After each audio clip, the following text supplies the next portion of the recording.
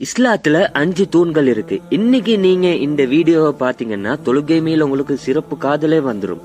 So சேனலை subscribe பண்ணாட்டி சேனலை subscribe பண்ணிட்டு கிட்டுள்ள பெல் ஐக்கனை கிளிக் பண்ணுங்க. இந்த ஒவ்வொரு நோட்டிபிகேஷனும் உங்களுக்கு அப்டேட்ஸ் வரும். நம்ம முஸ்லீமா பிறந்தோமா, அப்ப நம்ம மீண்டும் ஷாதா சொல்ல வேண்டிய அவசியமே இல்லை. நம்ம பிறந்ததே முஸ்லீமா தான் பிறந்திக்கிறோம்.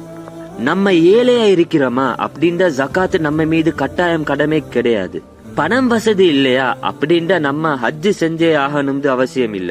நோயாளியா இருக்கிறோமா, நோம்பு வைக்க முடியல அப்படின்ற நோம்பு வைக்கிறது அவசியம் கிடையாது. ஒன்று பின் ஒன்றாக இந்த 4 தூண்களுக்கும் அல்லாஹ் ஒரு சில டிஸ்கவுண்ட்ஸை தாரான். ஆனா தொழுக அல்லாஹ் எப்போதும் விளக்கவே இல்லை, எப்போதும் இல்ல, யாருக்கும் இல்ல. பயணத்துல இருக்கிறீங்களா, அப்போதும் தொழுக நம்மளுக்கு கடமை தான். தண்ணீர் இல்லையா தயமம் செஞ்சு தொழுவணும். நிக்க முடியலையா உட்கார்ந்து தொழுகணும். உட்கார முடியலையா படுத்துக்கிட்டு தொழுங்க. படுத்தும் தொழுக முடியலையா கண்களால தொழுவணும். தொழுகை கடமையாக்கப்பட்ட போது நபி தோழர்கள் எல்லாம் என்ன சொன்னாங்க தெரியுமா? எங்கள் தேவைகள் நிறைவேறின ஒவ்வொரு நாளும் 5 முறை எங்கள் இறைவன் தேர்ந்தெடுத்த நேரத்தில் அவனிடத்தில் நாங்க பேச போகிறோம் என்று சொன்னாங்க.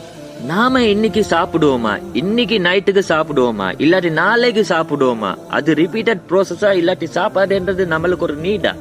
அது ஒரு நம்மளுக்கு நீடு. தொழுகையும் அப்படித்தான். அது ஒரு வழக்கம் இல்ல, பழக்கம் இல்ல. அது ஒரு மனிதர்களுக்கு ஒரு நீடு. அது நீங்க தொழுந்து தான் ஆகணும்.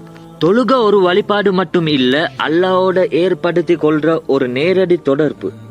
அல்லாஹ் அனைவரையும் தொழுகையை காப்பாற்றுறவங்களாக ஆக்கட்டும். இன்ஷா அல்லாஹ் இன்னொரு நாளைக்கு பார்ப்போம். அஸ்ஸலாமு அலைக்கும்.